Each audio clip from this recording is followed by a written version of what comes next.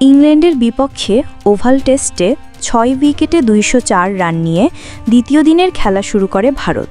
তবে সেই সংগ্রহকে খুব বেশি বড় করা হয়নি তাদের। আগের দিনের ২০৪ রানের সঙ্গে আর ২০ রান যোগ করতেই আজ বাকি ৪ উইকেট হারিয়েছে ভারত। প্রথম দিনে ৬৪ ওভার খেলা ভারত আজ মাত্র ৩৪ বল খেলতেই অল আউট হয়েছে। তাতে ২২৪ রানেই থামতে হয়েছে শুভমান গিলের দলকে। দলের হয়ে সর্বোচ্চ ৫৭ রান করেছেন করুণ নায়ার। ইংল্যান্ডের হয়ে ৫ উইকেট শিকার করেছেন গাস অ্যাটকিনসন।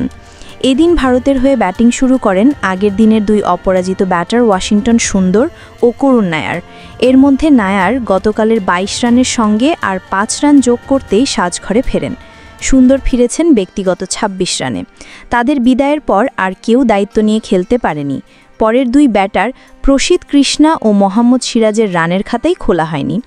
তাতে দ্বিতীয় দিনের সকালে অল্প সময়েই গুটিয়ে গেল ভারত। সফরকারীদের অল আউট করে ব্যাট করতে নামা ইংল্যান্ড এই প্রতিবেদন লেখা পর্যন্ত ১ উইকেটে ৯৩ রান তুলেছে।